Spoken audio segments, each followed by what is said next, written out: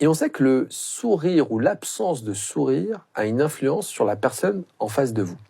On sait que lorsque la maman est dépressive et qu'elle ne sourit pas, qu'elle est triste, le bébé sera étonnamment calme. Et on a souvent ça, des mamans dépressives et des bébés très calmes. Alors attention, ce n'est pas parce que votre bébé est calme que la maman est dépressive. Ça ne marche pas dans les deux sens.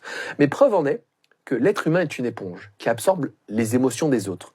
Et que lorsque nous, on sourit, on transmet le sourire aux autres. Et qu'il y a même un autre pouvoir incroyable, c'est qu'on s'est rendu compte qu'il y a peut-être une forme de rétroaction du sourire. Qu'est-ce que ça veut dire? Lorsque vous souriez, vous envoyez un message à votre cerveau que finalement vous êtes content, qui envoie à son tour un message pour vous dire d'être heureux.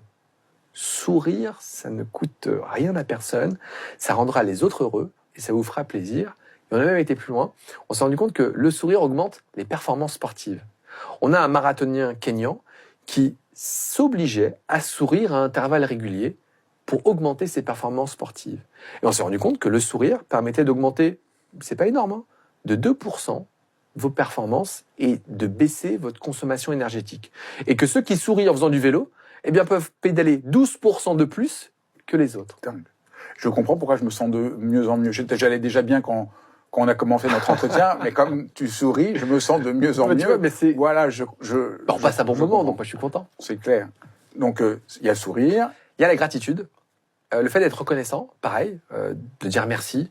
On sait que la vie est compliquée et en tant que médecin, on se rend compte que la vie, elle tient à pas grand-chose. Et c'est aussi pour ça que je garde mon activité, parce que je garde les pieds sur terre et je me rends compte à quel point la vie peut être difficile et injuste pour certains, ce qui me permet d'être reconnaissant.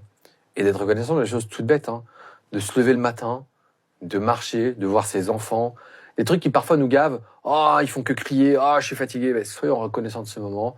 Parfois, il y a des catastrophes et on se rend compte de la chance qu'on a d'être en bonne santé le jour où on est malade.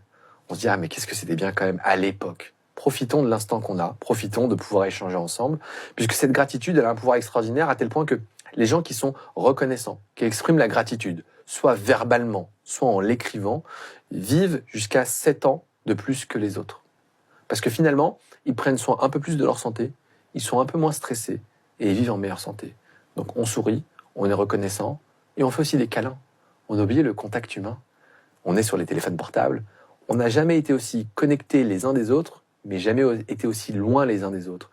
Et il y a un truc que j'aime pas, moi, c'est les groupes Facebook. Il y a un truc que j'aime pas, c'est les groupes WhatsApp. Plein de gens. Et plus on est nombreux dans un groupe, plus on a l'impression de prendre des nouvelles des gens, alors qu'en réalité, c'est superficiel. Donc moi, j'ai quitté quasiment tous mes groupes WhatsApp pour prendre des nouvelles vraiment des personnes.